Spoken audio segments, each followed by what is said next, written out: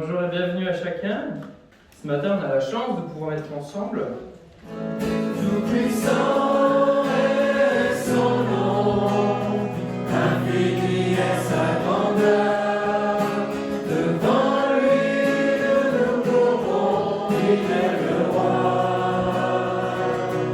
Très heureux d'être parmi vous ce matin et heureux également de m'adresser à ceux qui peut-être nous regardent, j'espère en tout cas qui nous regardent depuis chez eux. Je remercie le frère tout à l'heure, Francis, pour son partage parce qu'il m'a confirmé la pensée que j'ai pu recevoir cette semaine en pensant au message à apporter. Et merci Seigneur parce que il est présent au milieu de nous et il nous inspire tous. Alors, je veux vous apporter ce matin à la fois un encouragement et une exhortation. C'est un encouragement et une exhortation qui viennent finalement en complément d'un message que j'avais apporté début de l'année dernière. Alors, ça remonte un petit peu, mais c'était sur le renouvellement de l'intelligence. On a fait un message sur le renouvellement de l'intelligence. Et ça vient aussi, je dirais, en complément, en continuité des messages des dernières semaines de Valentin et John. Personnellement, j'ai été particulièrement édifié par leur message. Je ne dis pas ça parce que c'est eux, c'est vraiment le contenu de ce qu'ils ont pu donner que j'ai trouvé vraiment nourrissant et qui m'a fait écho par rapport à la pensée que j'ai pu recevoir, qui a fait écho en moi par rapport à la pensée que j'ai pu recevoir ce matin. Alors, on a chanté tout à l'heure, tout de suite, le dernier chant, l'avant-dernier chant et le dernier chant, Prends mon âme, je te donne mon âme, prends mon âme, et on a chanté Change mon cœur Seigneur, change mon cœur Seigneur et purifie-moi. Jésus, tu es le potier, je suis l'argile. Brise-moi, façonne-moi. Oui, c'est mon désir. La mélodie est belle, la mélodie est très douce. Hein, on est sur quelque chose qui est assez facilement mémorisable et agréable à chanter, mais quel poids dans les mots que nous prononçons avec ces chants, finalement, avec des mélodies si douces. Si on dit « Prends mon âme », c'est qu'elle ne nous appartient plus. On a aussi ce chant « Prends mon cœur, prends mon âme, je te donne tout ». Beau chant aussi. Si on dit « Change mon cœur », c'est qu'on s'en sait déposséder pour lui remettre afin que ce cœur soit transformé. Alors, est-ce que c'est dans les capacités de Dieu de transformer notre cœur ? Est-ce que c'est dans ses capacités ? Évidemment, évidemment oui, parce que rien n'est impossible à Dieu, Luc 1,37, car rien n'est impossible à Dieu. Aux hommes, cela est impossible, on ne peut pas le faire par nous-mêmes, mais à Dieu, oui, ça c'est possible. Et alors, évidemment que c'est possible à lui, alors comment pourrait-il échouer ? C'est pas possible si nous lui confions cette tâche. On ne peut pas échouer. Change mon cœur, Seigneur. Alors, on lui demande de changer notre cœur parce qu'on a pris conscience de notre état, de notre situation, de nos manquements, de nos péchés, et on lui dit « je ne peux pas continuer comme ça, change-moi ». Et c'est quelque chose qu'on peut lui dire chaque jour, que ce soit la première fois que nous avons la révélation de sa personne et de son sacrifice, mais tous les jours. Donc c'est la parole, change mon cœur Seigneur, de quelqu'un qui entrevoit le renouvellement de sa pensée, qui entrevoit le renouvellement de sa vie et de son intelligence. Alors, que disent les Écritures au sujet de ces personnes, nous, qui ont eu cette révélation ? On va prendre 3 brefs passages. Le premier, dans le premier chapitre de l'Évangile de Jean, versets 12 et 13. « Mais à tous ceux qui l'ont reçu, à ceux qui croient en son nom, elle a donné le pouvoir de devenir enfants de Dieu.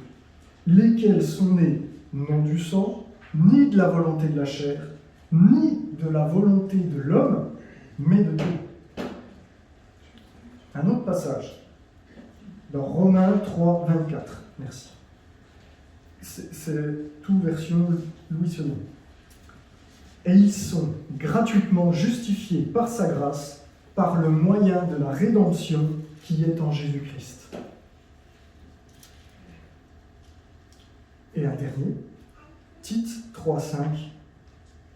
Il nous a sauvés, non à cause des œuvres de justice que nous aurions faites, mais selon sa miséricorde, par le baptême de la régénération et le renouvellement du Saint-Esprit, qu'il a répandu sur nous avec abondance par Jésus-Christ notre Sauveur, afin que, justifiés par sa grâce, nous devenions en espérance héritiers de la vie éternelle. Amen. Nous sommes donc enfants de Dieu. Jean 1, elle a donné le pouvoir de devenir enfant de Dieu. Pas créature de Dieu, enfant de Dieu.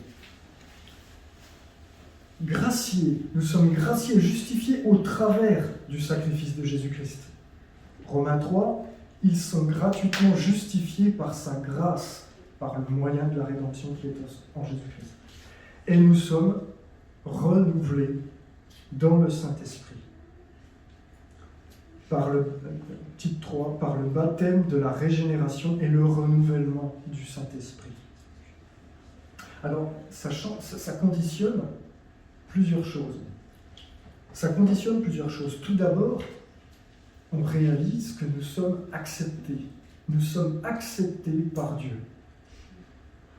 L'amour que Dieu a pour nous, on réalise qu'il ne dépend pas de ce qu'on peut faire, de ce qu'on peut dire, mais il dépend de notre position en Jésus-Christ. Qu'est-ce que ça veut dire ? Qu'est-ce que ça veut dire ?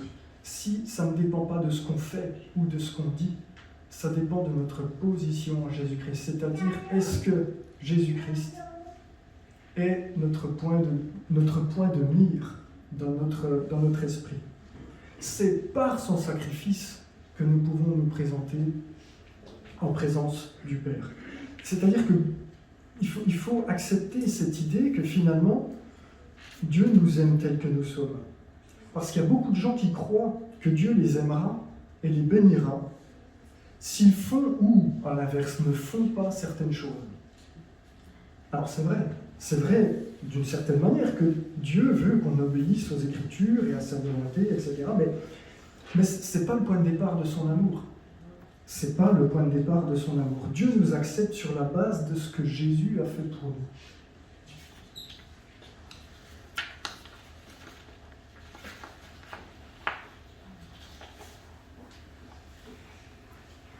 Alors, on est aussi accepté par Dieu, mais on est aussi dans ce nouvel état de personnes renouvelées, on est accepté par les autres. Parce que finalement, on est tous membres d'un même corps, d'une même Église, et tous partageant un même ordre de mission. Et on s'accepte nous-mêmes. C'est-à-dire que la vraie libération dans la personne de Jésus-Christ, elle arrive quand on apprend à accepter la manière dont Dieu nous voit. C'est-à-dire qu'on ne se voit plus selon nos propres yeux, selon notre passé, selon ce que nous avons pu faire par le passé. On s'accepte à travers le regard que Dieu a pour nous. C'est important de distinguer ces deux choses-là. La question n'est plus de se dire voilà, je m'accepte avec ce qui a été fait, ce que je fais moins bien. Non, on s'accepte à travers la vision que Dieu a pour nous. Une vision nouvelle. Et c'est en cela aussi qu'on dit que les choses du passé sont mortes. Plus besoin de les considérer. Alors, c'est un message encourageant, je ne sais pas ce que vous en pensez, c'est extrêmement encourageant, c'est extrêmement réconfortant. Mais est-ce que c'est la fin du message des Écritures? C'est-à-dire, je m'explique. Est-ce qu'on se dit, très bien, parfait, Dieu m'aime, Dieu me donne la possibilité d'un nouveau départ, tout ce qui est ancien est passé, je suis accepté par les autres, accepté par moi-même, et on en reste là? Non. Non. Non, parce que on doit considérer les Écritures dans leur globalité. Là où je veux en venir, prenons, en nouveau, on a pris 3 passages tout à l'heure, on va prendre 3 passages pour comprendre cette idée. Par exemple, 1 Thessaloniciens 4, le verset 3, peu de mots, beaucoup de sens. Ce que Dieu veut, c'est votre sanctification. Dans Lévitique 19, 2, qui est repris dans 1 Pierre 1, 16. Parle à toute l'assemblée des enfants d'Israël et tu leur diras, soyez saints, car je suis saint, moi, l'Éternel votre Dieu. Et dernièrement, les paroles de Jésus, dans Matthieu 12, le verset 33. Alors, la phrase est coupée, mais on pourra, ceux qui ont leur Bible peuvent voir le contexte complet. On va juste prendre le verset pour ne pas faire trop long. Ou dites que l'arbre est bon et que son fruit est bon, ou alors dites que l'arbre est mauvais et que son fruit est mauvais, car on connaît l'arbre par le fruit. On connaît l'arbre par le fruit. Donc,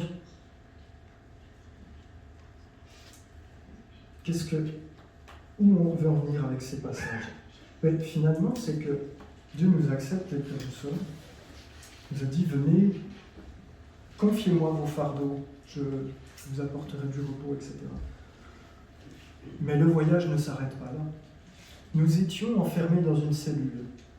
J'ai vu une vidéo comme ça, je ne sais plus qui l'avait édité ou produit, mais cette vidéo était vraiment percutante. Peut-être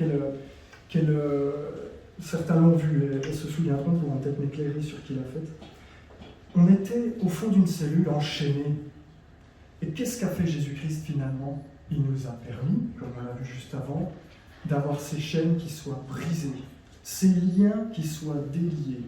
Et mieux que ça, la porte de notre cellule qui soit ouverte, et encore plus que ça, la porte de la prison dans laquelle nous étions qui est ouverte. Alors, là où on va en venir, c'est quoi? Qu'est-ce que c'est? On est libéré de nos liens. On a la porte de notre prison qui est ouverte. Est-ce qu'on va rester finalement libre, mais libre dans la prison? Ou est-ce qu'on va se dire, je suis libre de mes mouvements, je vais sortir de ma cellule, je vais sortir de ma prison, et je vais aller dans le nouveau, dans ce que Dieu a pensé pour moi. Pas dans mes propres plans, dans ce que Dieu a pensé pour moi. On a des choses aussi qui viennent faire écho à ça sur la nouvelle occasion que nous donne Dieu, au travers de notre liberté, dans le sacrifice de son Fils, de faire des choses nouvelles, de vivre des choses nouvelles, de devenir une nouvelle créature. On a l'exemple, il y a une liste non exhaustive de choses. Par exemple, le figuier ou la parabole des talents, où il y a une exhortation finalement à produire quelque chose de notre nouvel état. Parce que sinon, le risque, ce serait quoi? Le risque, ce serait quoi? Et John en a parlé la semaine dernière, il a raison. On a étudié là, ces dernières semaines, les lettres de Paul, la lettre aux Romains, on a étudié les premiers chapitres de l'Apocalypse, et on parle des Nicolaïtes. Les Nicolaïtes, finalement, qu'est-ce qu'ils disaient, comme l'a rappelé John, à juste titre?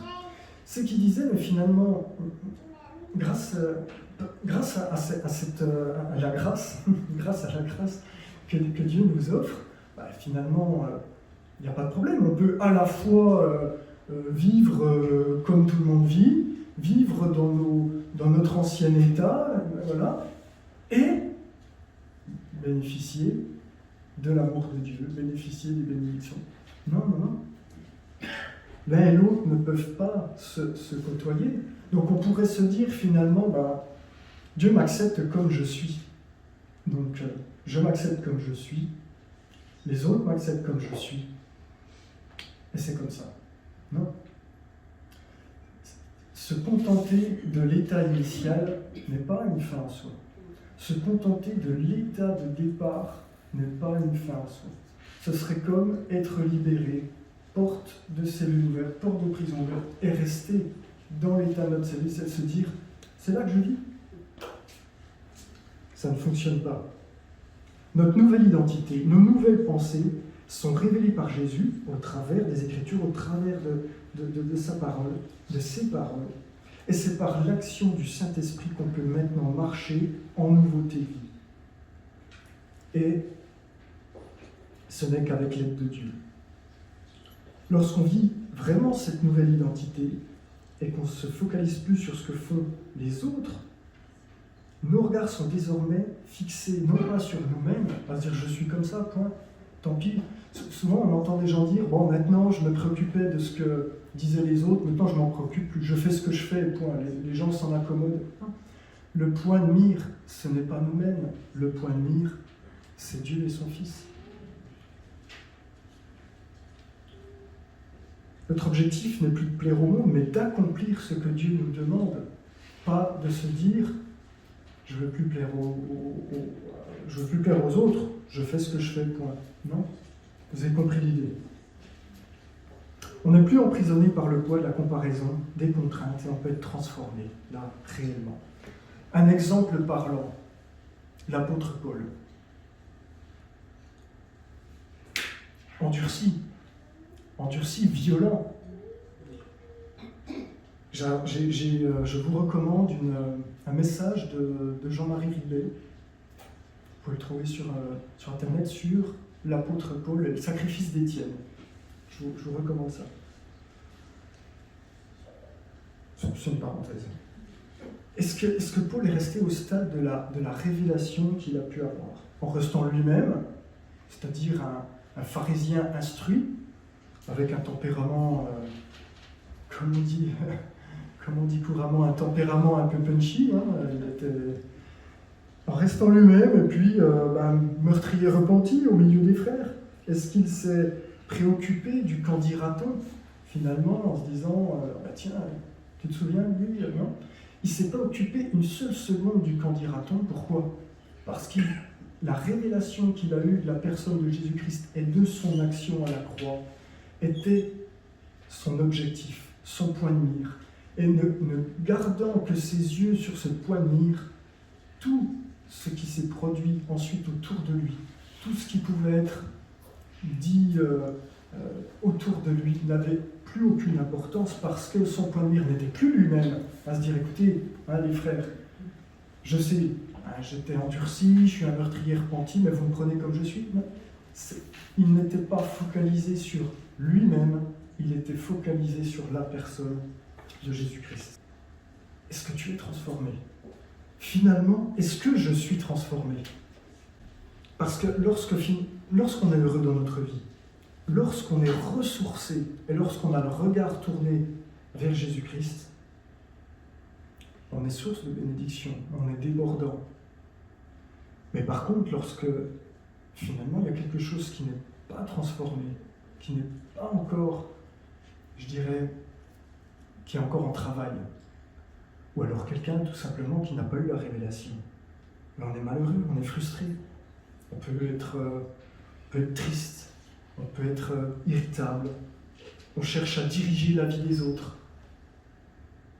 C'est pas ce à quoi Dieu nous appelle.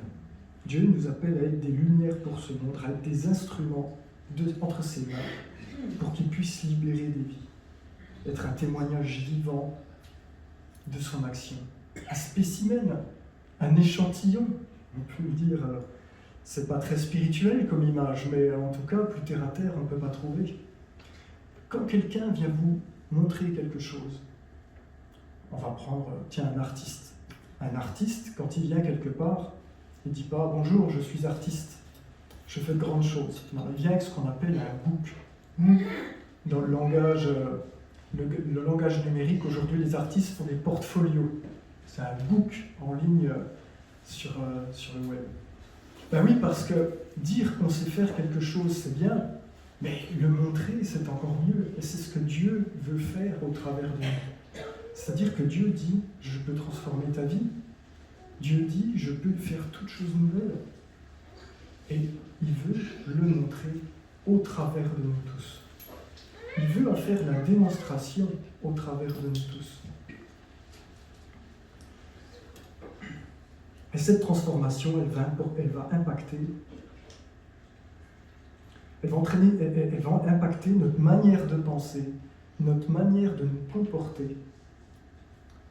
Elle va entraîner des modifications dans notre vie, des modifications visibles. C'est vraiment une invitation que Dieu nous adresse à avoir une vie nouvelle, à une vie transformée. Parce que sinon, on peut dire tout un tas de choses. Les mots n'ont de sens que s'ils trouvent leur fondement dans la réalité. On peut dire tout ce que l'on souhaite, de très belles choses. Il faut que ça transparaisse dans la réalité. Alors, je ne pense pas être encore trop vieux. J'ai 37 ans. Je ne peux pas dire que j'ai non plus une expérience de la vie comme l'ont des personnes parmi nous. Mais ce que la vie elle-même m'a appris, et ce que Dieu m'a montré au travers des Écritures et des expériences qu'il m'a permis de vivre, c'est que peu importe ce que nous disons, ce qui est important, c'est avec quelle disposition nous faisons les choses. Ça va même plus loin de ce que nous faisons. On pourrait se dire, peu importe ce qu'on dit, ce qui est important, c'est ce qu'on fait. Oui, c'est vrai. Mais encore plus que ça, ce qui est important, c'est ce qu'on fait, mais surtout l'intention dans ce que nous faisons. Un passage dans 2 Corinthiens 5, 17. C'est un de mes versets préférés des Écritures. Si quelqu'un est en Christ, il est une nouvelle créature. Les choses anciennes sont passées. Voici, toutes choses sont devenues nouvelles. Quelle puissance! Quelle puissance! Toutes choses sont devenues nouvelles. Le passé est mort, il n'existe plus. Alors, tout à l'heure, on a pris quelques instants pour voir notre nouvel état, notre nouvelle identité dans la personne de Jésus-Christ. Et là, finalement, c'est un encouragement. Là, c'est une exhortation à chacun d'entre nous se poser, considérer et se poser des questions par rapport à notre état. Ces questions qu'on a pu se poser au moment où nous avons dit « je ne peux pas continuer de cette manière, je décide de rompre ». Il y a une rupture. On appelle ça aujourd'hui les disrupteurs, c'est le terme qui est employé aujourd'hui. Il y a cette rupture entre le passé et notre nouvel état. Mais cette rupture est à reconsidérer encore et encore. On peut se poser la question, est-ce que je suis réellement une personne différente en comparaison avec mon ancienne nature? Est-ce que si je repense à d'autres situations, à d'anciennes situations, est-ce que je ferais les mêmes choses? Ou est-ce que je me dis, à la lumière de ce que je suis aujourd'hui, de ce que Dieu a produit en moi aujourd'hui, non, c'est sûr, ça ne pouvait pas marcher quand je faisais ça. Ça ne pouvait pas porter un bon fruit. Est-ce qu'on a un regard renouvelé, un regard différent? Est-ce que c'est le fruit du Saint-Esprit en nous si on agit d'une manière charnelle? Est-ce que ça peut être l'inspiration de l'esprit de vérité si on ne s'attache pas à ce qui est véritable? Est-ce qu'on peut dire qu'on a le Saint-Esprit qui nous donne le discernement à la vérité si on n'a pas plus de discernement que quelqu'un qui n'est pas dans l'Église? Est-ce que c'est l'Esprit de Christ qui nous inspirerait à pas souhaiter l'unité? Est-ce que finalement, pour simplifier, on voit une différence? Est-ce qu'il y a une différence qui est manifeste entre notre ancien état et notre nouvel état, notre nouvelle identité? Est-ce que ça peut se voir dans nos comportements, dans nos préoccupations, dans nos discussions et dans notre façon de nous exprimer? Alors, un verset dans la première lettre de Jean. Jean, on dit souvent de lui, c'est l'apôtre de l'amour. C'est vrai. Et pourtant, quand on lit, pas l'évangile, mais les lettres de Jean, c'est extrêmement tranché, extrêmement... on peut dire que c'est presque manichéen. Il n'y a pas d'entre-deux, il n'y a pas de compromis. Il a un discours extrêmement ferme. Et notamment dans ce verset, si nous disons que nous sommes en communion avec lui et que nous marchions dans les ténèbres, nous mentons et nous ne pratiquons pas la vérité. Pas de compromis dans ce verset. C'est lapidaire. Mais il y a une bonne nouvelle. Il y a une bonne nouvelle, c'est que Dieu est le Dieu de la victoire. Et il nous donne une nouvelle chance, non pas une fois, mais à chaque instant. Mais à chaque instant. Alors, il le complète 3 versets plus loin en disant « Si nous confessons nos péchés, mais tout simplement, il est fidèle et juste pour nous les pardonner et pour nous purifier de toute iniquité. » Et c'est en ça, oui, qu'il est l'apôtre de l'amour. Il ne négocie pas, il ne transige pas, il est attaché à ce qui est vrai, à ce qui est véritable, à ce qui est lumineux, parce qu'il n'y a pas d'ombre en Dieu. Dieu n'est que lumière. Et ça, l'apôtre Jean l'avait bien compris. C'était quelque chose qu'il vivait au travers de lui. Il n'y a pas de compromis avec Dieu, mais Dieu est juste. Et si nous avons la disposition de cœur de le reconnaître, il est toujours à nous tendre la main, chaque jour, à chaque instant. Alors c'est un encouragement,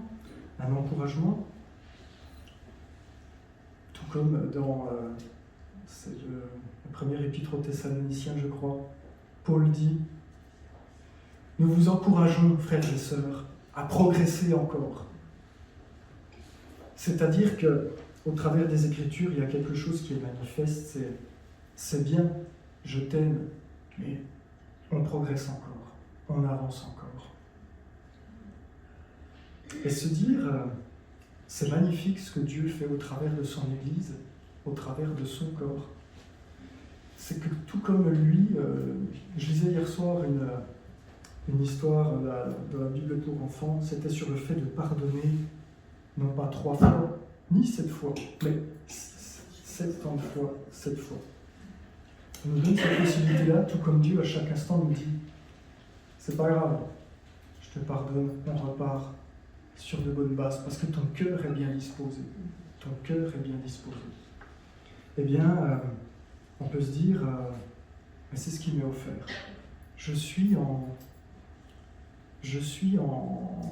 lien avec des gens qui sont disposés à me pardonner 70 fois, 7 fois, et encore 70 fois, 7 fois, si c'est nécessaire.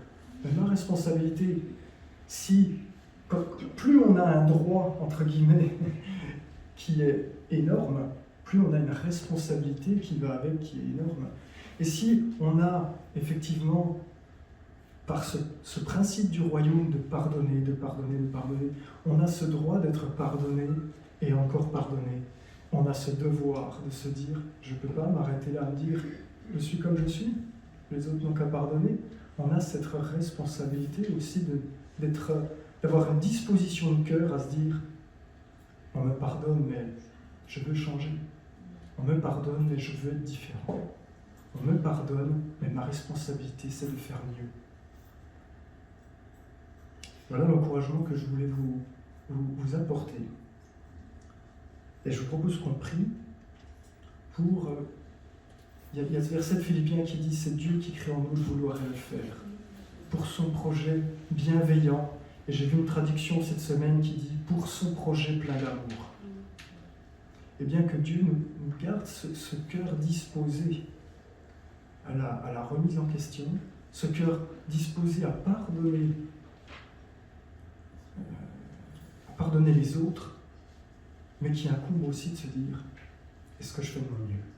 Est-ce que je fais de mon mieux pour laisser Dieu me transformer ? Ou est-ce que je me dis « je suis comme je suis ». De toute façon, dans l'Église, on pardonne. Je crois que c'était Meki qui avait, ça fait quelques temps, mais qui avait fait une prédication à ce sujet. C'était sur le péché. Et ces petits péchés qu'on tolère. Finalement, on se dit, bon, Dieu pardonne. Oui, Dieu pardonne. Mais Dieu pardonne parce que on a la disposition de cœur de dire, je veux le changer. Change mon cœur.